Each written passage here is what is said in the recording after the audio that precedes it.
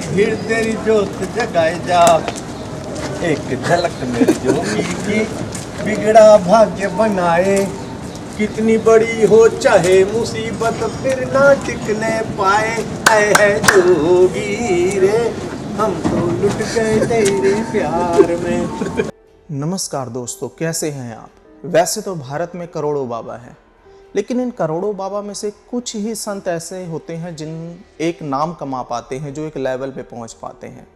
Level पे पहुंचने का मतलब है कि भक्तों की भीड़ लगी रहती है, नेता अभिनेता हर कोई उनसे मिलना चाहता है और मिलने के लिए बाकायदा आता भी है। अब लोगों की भीड़ उन नेताओं को देखने आती है या बॉलीवुड वालों को देखने आती है या उस संत का प्रवचन सुनने आती है, ये तो कुछ कहा नहीं जा सकता। लेकिन इन्हीं नामों में एक है संत आसाराम बापू, जिनका बचपन का नाम आसूमल था। इनका पूरा का पूरा परिवार सिंध प्रांत का रहने वाला था। पाकिस्तान के बंटवारे के बाद ये अपने गुजरात में आ गए। गुजरात में आकर पिता की माली हालत अच्छी नहीं थी, कोई छोटे मोटे काम भी करे, कभी काम करते थे कभी नहीं करते थे। आसूमल ये सारी चीज़ें देखता रहता था। आसूमल में एक चीज़ थी कि वो पैसा कमाना चाहता था। अब पैसा कमाना इतना आसान तो था नहीं, और बीच में उन पे शराब तस्करी के इल्ज़ाम भी लगे। मीडिया के हवाले से कुछ खबरें भी हैं कि उनके पुराने नोट्स में जब वो आसूमल से आसाराम नहीं बने थे तो शराब तस्करी में चले गए, लेकिन कोई प्रमाणित इसके ऊपर कोई खबर नहीं है। और इसके बाद ही पिता की माली हालत तो अच्छी थी नहीं। अब आसूमल को एक संत मिले जिनका नाम था संत लीला शाह जी। ये संत पूरे परमात्मा से जुड़े थे, घंटों ध्यान में बैठे रहते थे। अब आसूमल का मन उनके पास जाने में बहुत करने लगा। वे घंटों जाता था, वहाँ तपस्या भी करता था, ध्यान भी करता था उनके साथ, और आश्रम के कामों में हाथ भी बटाता था। धीरे धीरे वे उनका प्यारा होता गया। अब संत लीला शाह जी उसे ये सब करते देखते थे तो बहुत ही खुश होते थे। लेकिन अब आसाराम को तो एक ऊंचाई पर पहुंचना था जो भगवान ने शायद लिखा हुआ था। अब उसी के साथ ही 1972 में संत आसाराम ने अपना एक डेरा डाला गुजरात में। उस डेरे में कुछ लोग आने लगे, धीरे धीरे नाम होने लगा।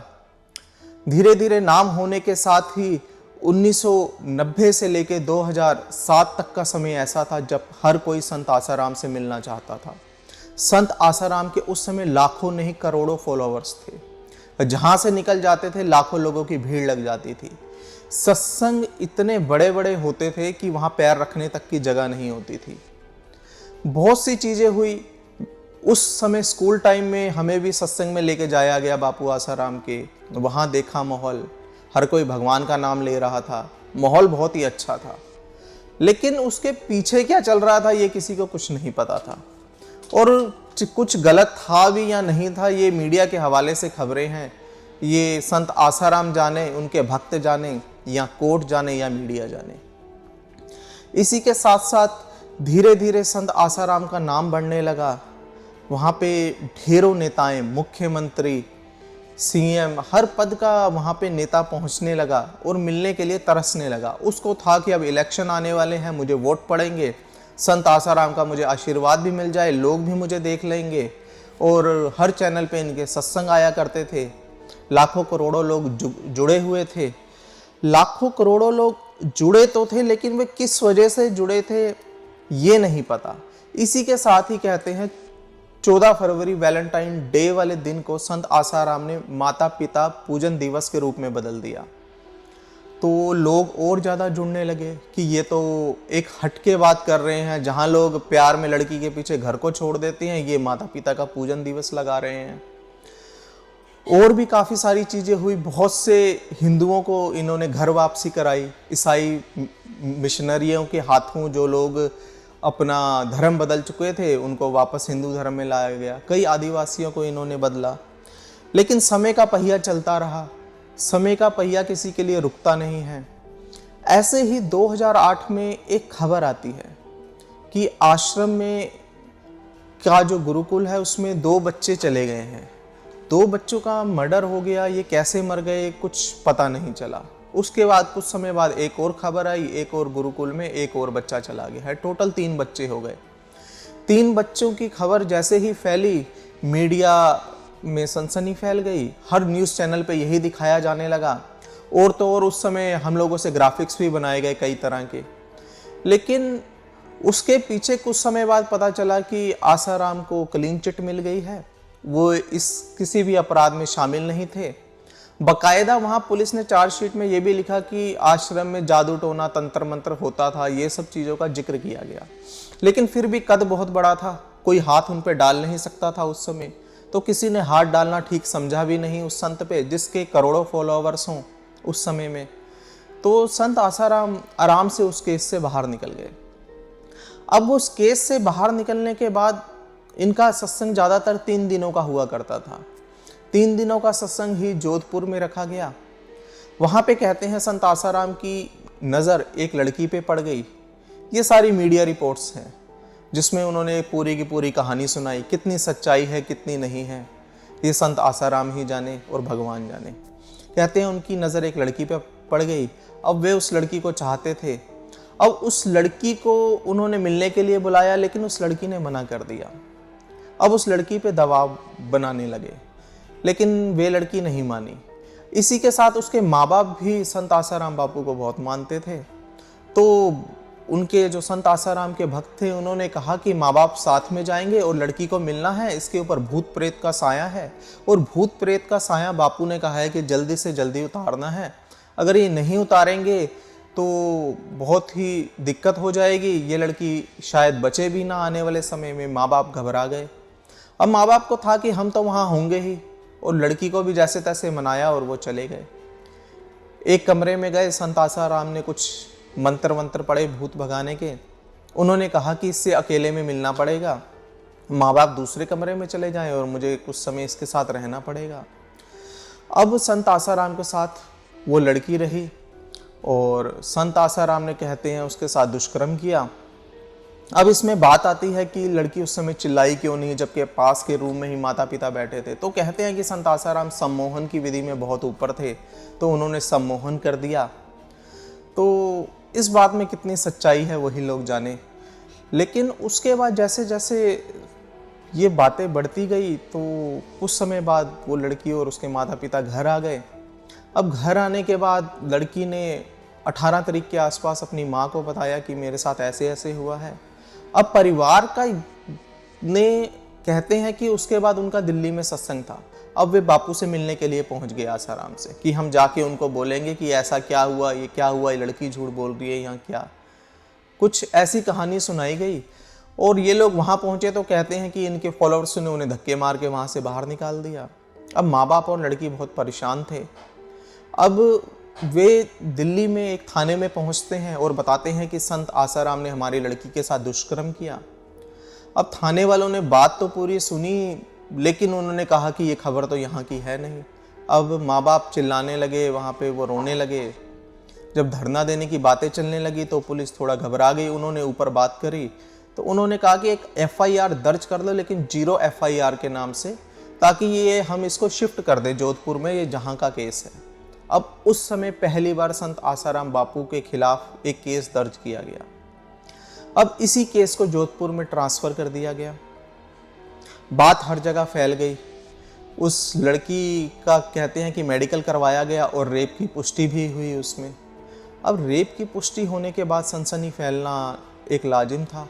सनसनी फैलते ही हर न्यूज़ चैनल में ये खबरें चलने लगी टॉप पे कि संत आसाराम बापू ने रेप कर दिया, संत आसाराम ने एक रेप कर दिया एक लड़की के साथ। अब ये खबरें चलने के साथ साथ जो नेता अभिनेता उनके आगे पीछे घूमते थे, कहते हैं कि उन्होंने फ़ोन तक उठाने बंद कर दिए।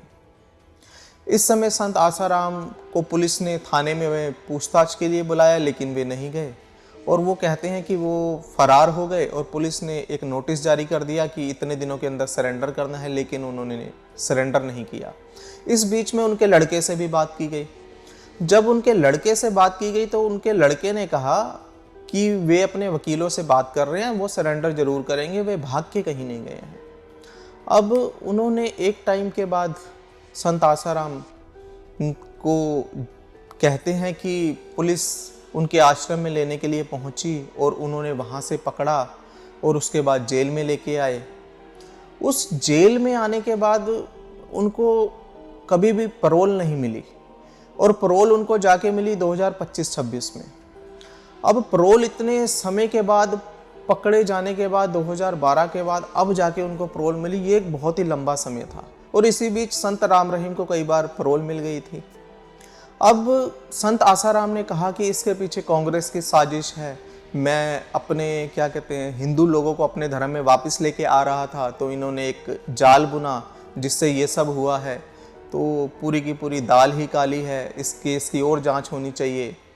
छोटी अदालत से हाई कोर्ट भी केस गया, लेकिन वहाँ भी उनको दोषी पाया गया।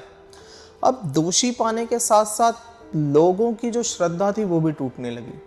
कहते हैं उस समय जैसे ही 2008 में जब ये मामला चला था, तो बच्चे जब मरे थे, तो मेरे घर के सामने ही एक पड़ोसी हैं, उनका बच्चा भी उस गुरुकुल में पढ़ता था। इतनी दहशत आ गई थी कि वे सितंबर-अक्टूबर के आसपास ही अपना गुरुकुल छोड़ के एक घर पे वापस आ गया था और उसको फिर से वहाँ स्कूल में डाला गया। और जब उसके माँ बाप से हमने मजाक में पूछा था, आंटी ये वापस क्यों आ गया, तो उनका कहना था ये पागल हो गया है, वैसे ही डरता है वहाँ पे, तो ऐसी कोई बात नहीं है। तो ये बातें पूरी, एक संत जिसका इतना नाम था, जो अर्श पे था और एकदम फर्श पे आ गया। इसी बीच सलमान खान को भी जेल हुई। सलमान खान लेकिन पैरोल से वहाँ से बाहर निकल आए जोधपुर जेल से।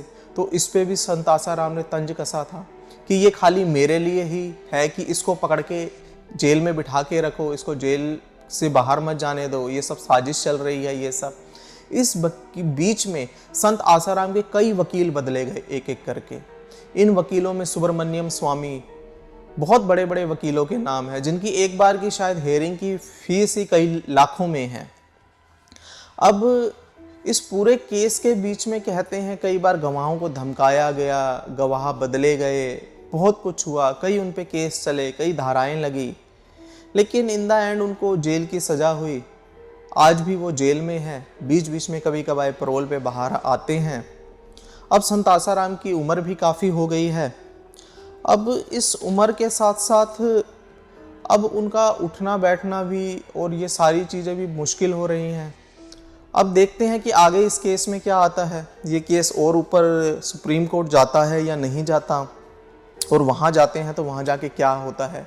कहते हैं इसी बीच आज तक ने एक स्टिंग ऑपरेशन किया था। स्टिंग ऑपरेशन करने के दौरान आज तक ने अपनी एक लड़की को वहाँ पे भेजा और उसने बताया कि मैं ठीक नहीं हूँ और मैं रात को परेशान रहती हूँ, मुझे नींद नहीं आती। ये बेकायदा ये सारा एक रिकॉर्ड में भी है और आप इसको देख भी सकते हैं सर्च करके ऑनलाइन। तो उस लड़की ने कहा कि मेरे पीछे पुलिस पड़ी है। तो आसाराम ने कहा कि ऐसा है, तुम इस आश्रम में रहो, यहाँ पे मंत्री संतरी कितने लोग आते हैं, तुम्हें कोई हाथ भी लगा जाए तो कहना। इस पर उस लड़की ने कहा मुझे तो रात रात भर नींद नहीं आती। तो संत आसाराम ने कहा कि तुम मेरे साथ सोना आज रात, तो तुम्हें कुछ डर नहीं वो लगेगा, तुम मेरे साथ रहो यहाँ आके। और इसी बीच जब स्टिंग ऑपरेशन कर रहा था तो सब लोग पूरे आश्रम के उन पे वो नज़र रखे हुए थे कि ये लोग कहीं बाहर ना चले जाए। लेकिन उनकी किस्मत अच्छी थी, वहाँ पे संत आसाराम ने शायद आधे घंटे का प्रवचन देना था, लोग आने शुरू हो गए, ये सब लोग वहाँ ये बिज़ी हुए। और उसी टाइम आज तक की जो रिपोर्टर थी और स्टिंग ऑपरेशन में जितने भी कैमरामैन थे वो सारे बाहर निकले और सीधे उन्होंने गाड़ी हरिद्वार से दिल्ली आके ही खड़ी करी। तो इसमें मामले को बहुत ही उलझा सा है। कहते हैं कि देवरा बाबा अपने समय में कहते होते थे कि काम वासनाएं मनुष्य के अंदर हैं, वो जब तप करता रहता है तो काम वासनाएं दबती रहती हैं। लेकिन अगर उस काम वासना को थोड़ा सा भी पानी मिल जाए या थोड़ी सी भी गलत जगह पे अगर आपकी ध्यान जाने लगे तो ये काम वासना फिर से फल फूल जाती है, क्योंकि मनुष्य का शरीर पंचभूतों से बना है। अब देवरा बाबा इतने बड़े ज्ञानी संत थे। अब ये बात कुछ कुछ आसाराम के मुद्दे में सही बैठती है कि शायद हो सकता है कि काम वासना का पेड़ ही उनका बड़ा हो गया हो, क्योंकि कोई भी नहीं चाहेगा कि मैं इतने ऊपर पहुंचने के बाद फिर से मैं नीचे आऊं। ये थी आज की कहानी संत आसाराम बापू की। आप लोगों को कैसी लगी? हम और भी सच्ची कहानियों के साथ, ट्रू स्टोरीज के साथ आपको इस चैनल पे नई नई खबरें दिखाते रहेंगे। कृपया हमारे चैनल को सब्सक्राइब करें। धन्यवाद।